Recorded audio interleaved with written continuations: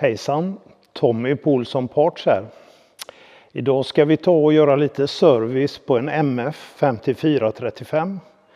Och det här är en 2009 års modell med Dyna 4-låda.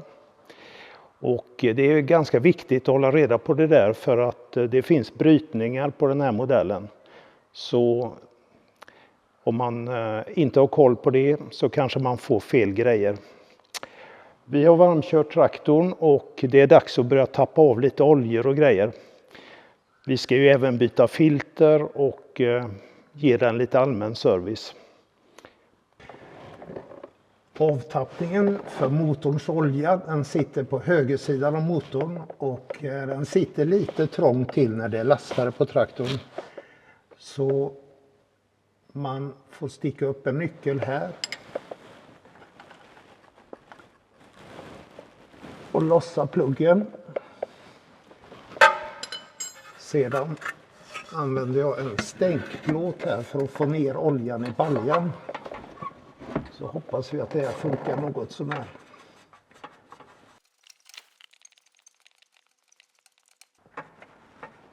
Nu är oljan ganska varm så man får passa sig lite.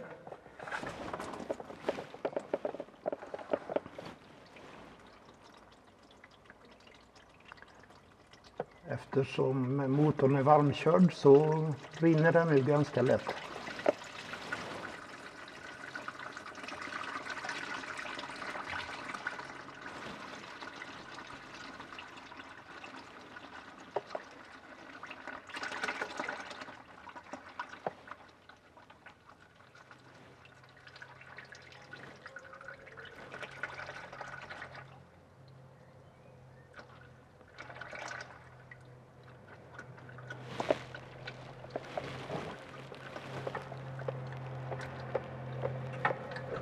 Och nu kan man ta bort plåten.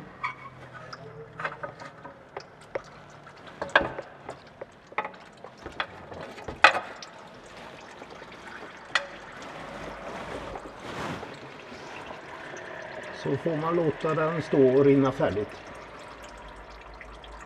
Här på motorns vänstersida har vi motorns oljefilter och nu har jag riggat en oljefilteravdragare här för att kunna orka få loss det.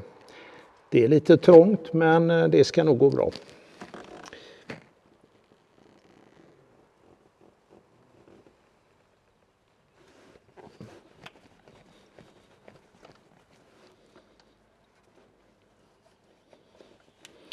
Då tar vi ett nytt tag här.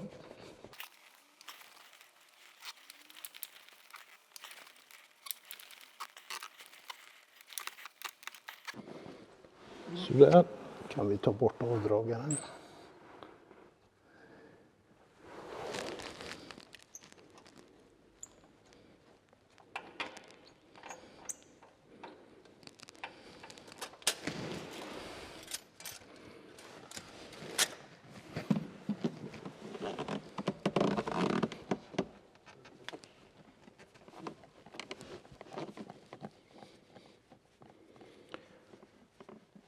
Nu har jag en balja under som tar upp spillet.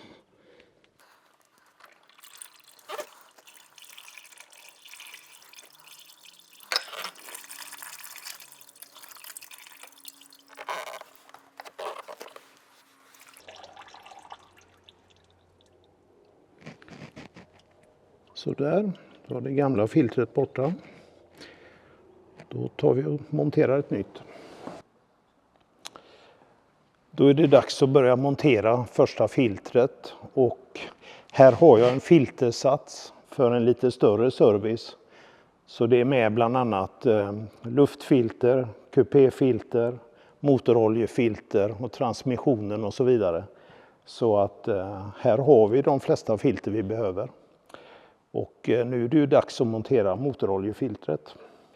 Nu är det dags att montera det nya oljefiltret och då har jag gjort ren tätningsytan och smörjt in packningen med lite ny motorolja. Så att filtret ska vara lite lättare att montera och så det blir tätt där.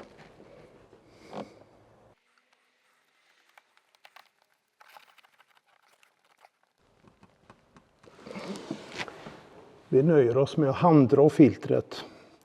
Det behövs inga verktyg nu när man ska montera det nya. Sen ska vi bara ta bort oljefilter och dragaren också.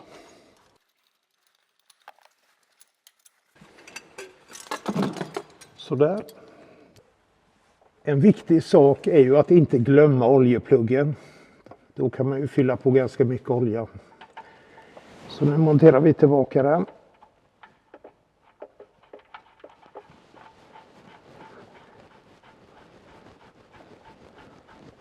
Lite lättare nu när vi inte har spilloljan som kommer forsande här.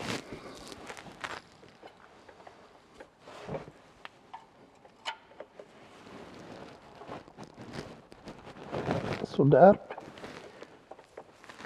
Nu kan vi fylla på den nya oljan. Som motorolja har vi valt Q8s T750 och vi häller på en 1540 olja här.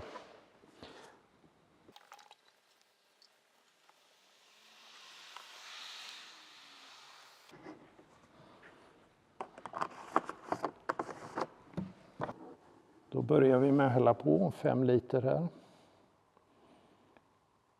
Totalt ska den rymma 7,5 liter. Viktigt att kolla på mätstickan när man har startat upp den och så den har pumpat runt olja, att nivån är rätt. Den ska ju fylla upp filtret också, så därför kan man inte kolla förrän man har startat den.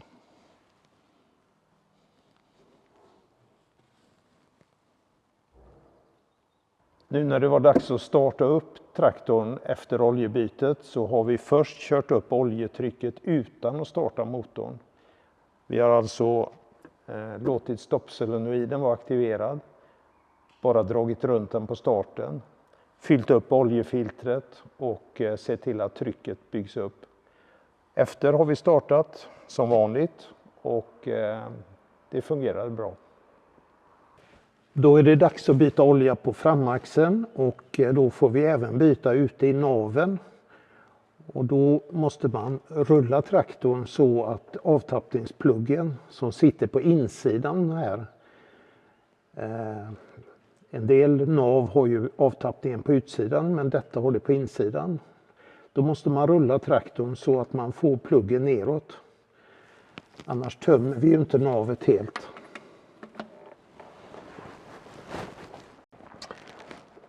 Så där, nu har jag lossat pluggen lite så att den är lite lös och nu tar jag och monterar bort den helt så oljan kan rinna ur här. Jag har min plåt här som ska förhoppningsvis leda ner oljan i hinken. Det är ju ganska tjock olja här, det är 80-90 olja i naven.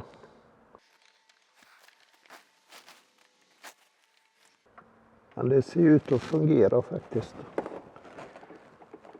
Man vill ju inte släppa oljan rakt ner så den rinner på däcken och så.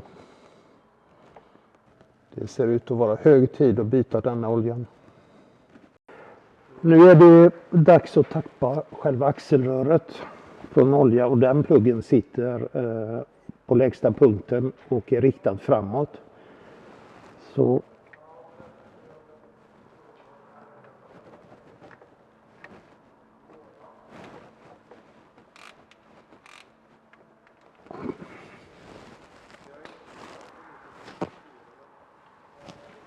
där, nu ska vi se, borde vi gå och få loss den.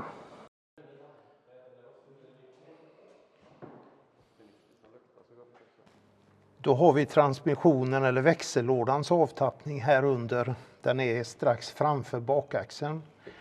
Och då ska vi ta och skruva ur den här pluggen och samla upp oljan. Nu är det ganska mycket olja i så att man är beredd på det. Det är runt 70 liter här i.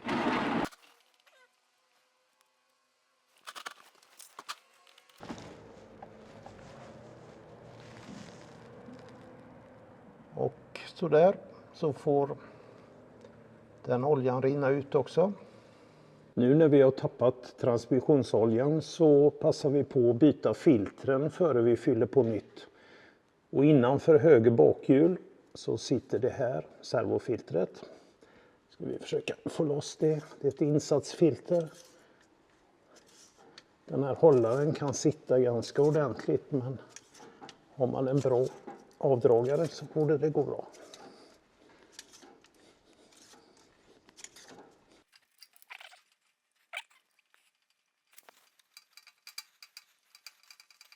En ganska lång gänga här.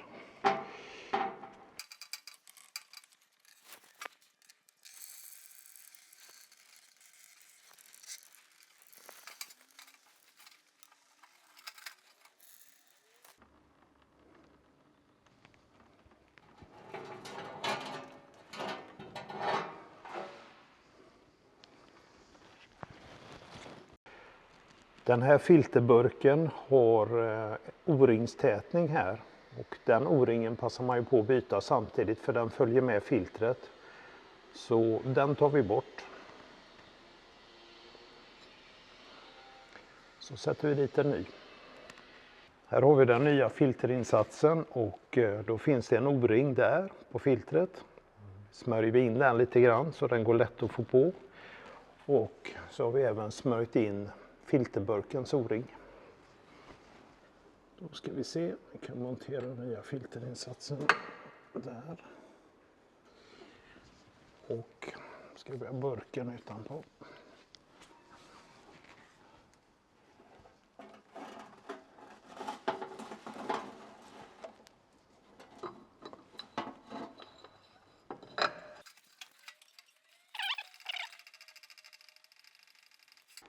Burken har ett räfflat grepp här så att man ska få lite bättre tag.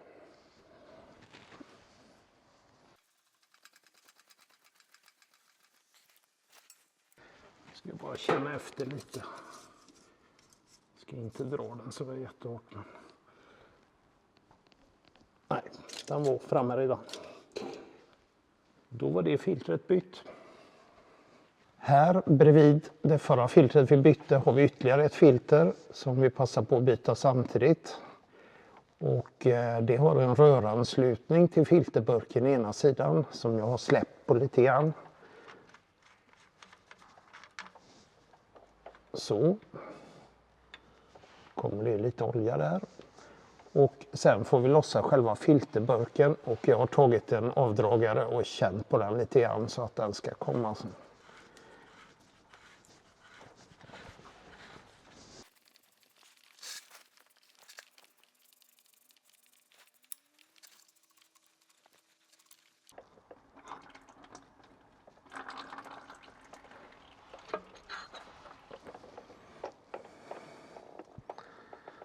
Så, då fick vi loss filterburken och då går det fint att byta ut filtret.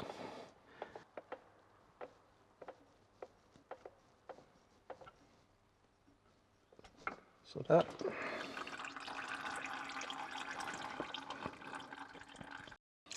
Så, då är det dags att sätta dit den nya filterinsatsen.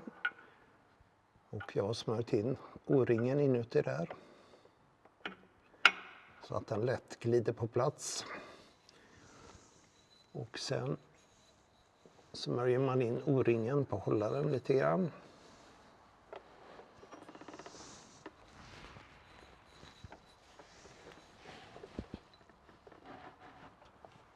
Då får vi hålla undan det röret där.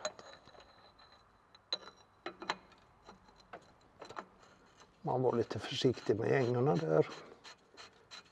En aluminiumburk så att man inte skadar dem.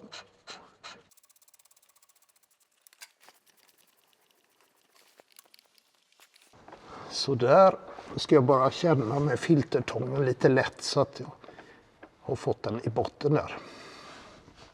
Nu har vi dragit åt burken här så att den sitter ordentligt och sist ska vi sätta tillbaka röret som är i botten på burken här. Får man också känna med fingrarna så att man får dit muttern lätt. Och så kan man dra med nyckel på slutet.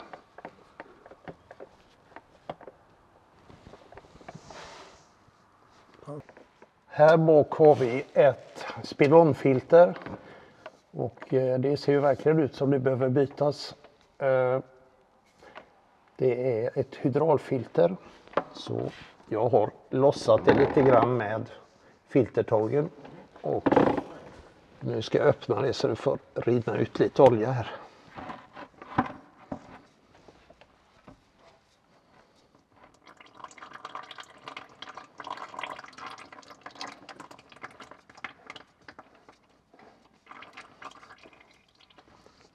Så där får det rinna lite grann där. Då är det dags att montera ett nytt hydraulfilter och som vanligt har vi smörjt in packningen med lite olja. Torkat rent där filtret ska sitta och så ska vi passa in filtret.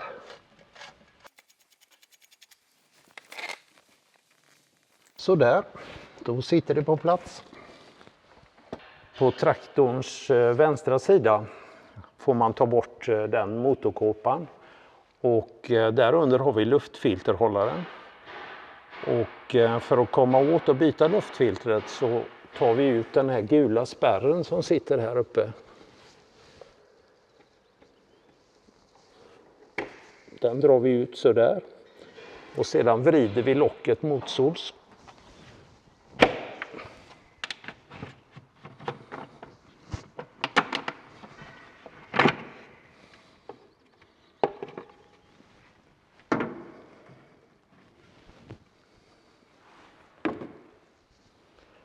Och så har vi yttre filtret här.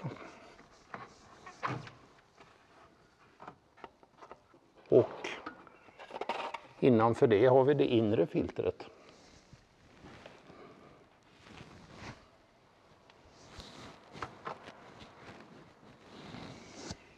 Så där. Sen är det bara att montera tillbaka i omvänd ordning.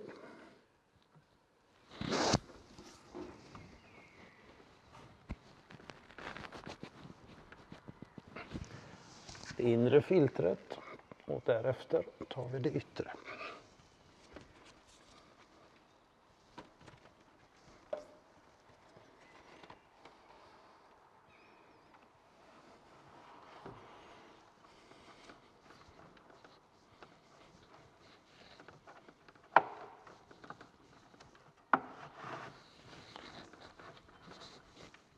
Så där.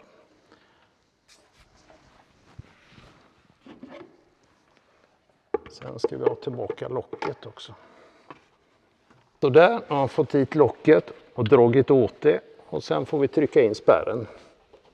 Så där, så den inte hoppar loss igen. På motorns vänstra sida, strax under luftburken, där har vi ju bränslefilterhållaren. Och det ska vi också byta. Så vi skruvar loss burken här.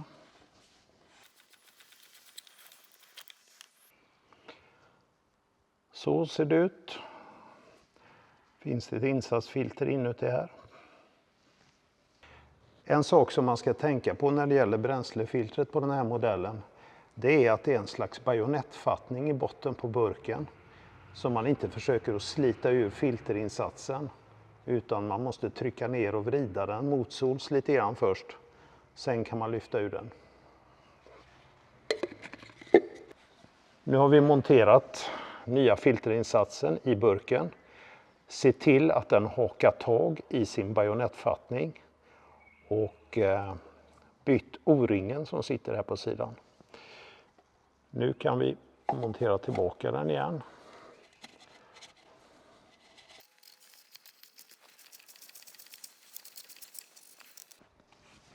Så där, då var den klar. Då var det dags att byta hyttfiltret som sitter här uppe vid taket. Och då öppnar man en lucka här, vrider på ett handtag och drar ur en insats som luftfiltret sitter i. Så ser det ut. Nu tar jag ner och gör ren den lite grann och så byter jag insatsen. Då tar vi bort gamla filterinsatsen. Som man kan se här så är det ju ganska smutsigt. Så det är inte fel att byta den här.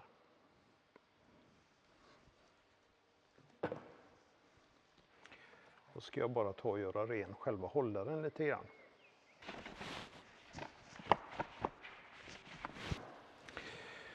Då har jag gjort ren hållaren lite grann och stoppar vi ner det nya luftfiltret här. Se till att det ligger slätt och fint. Så är det dags att gå upp och montera det på taket.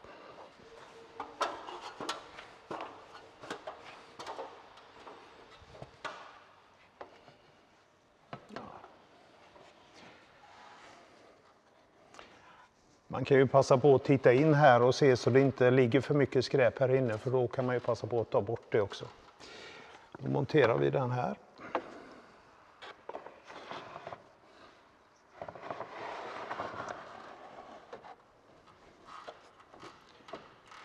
Och stänger med vridhandtaget där. Så, då var det klart. Nu är det dags att fylla på oljan i transmissionen och då använder jag en oljepump som vi säljer och som man både kan tömma ur olja med ur en växellåda eller liknande, och man kan också fylla på med den. Den går att köra åt båda håll, pumpen. Så nu börjar jag att pumpa, det ska i 70 liter så jag kommer hålla på ett tag.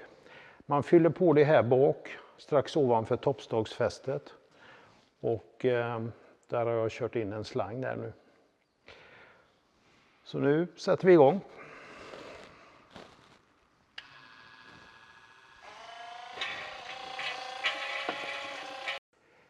En viktig grej att tänka på när man gör oljebyte i växellådan och transmissionen på en sån här traktor, det är att ha koll på i vilket läge lyftarmarna ska vara. Det här gäller även frontlastaren. Som i det här fallet så har vi lyftarmarna i den lägsta positionen. Och det är ju för att så mycket olja som möjligt ska gå tillbaka till växellådan och bli utbytt i samband med oljebytet. Så att när man kollar nivån sen så måste man vara medveten om de här grejerna. Kolla i instruktionsboken så att armarna står i rätt position. Annars blir ju inte kontrollen riktig och man kanske riskerar att överfylla lådan. Så det är en viktig grej att tänka på. Frontlastaren och lyftarmarna bak. Så där, nu har vi fyllt på växellådan. 70 liter olja och monterat tillbaka pluggen. Nu ska vi gå fram och fylla framaxeln som vi började med att dränera. Så vi tar oss framåt. Då är det dags att fylla framaxeln och vi ska ju fylla både framaxelröret och naven. Och då har vi valt Q8s T55 olja 80-90 viskositet. Navets avtappningsplugg som vi förut hade rakt ner när vi tömde navet, den har vi nu vridit upp så att den ligger klockan 3 kan man säga. Och då ska vi fylla på olja den vägen och då blir det en nivåplugg samtidigt. Och då är det ganska smidigt att använda pumpen som jag visade tidigare. Och stoppa in slangen där och pumpa in 80-90 oljan.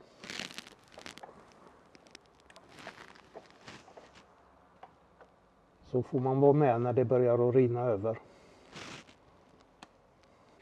Och då ska vi fylla på själva axelröret och då har vi nivåpluggen här på baksidan av axeln i detta fallet. Och den rymmer cirka 5 liter, 5,5 liter till och med, och då sätter vi igång och pumpar in olja där.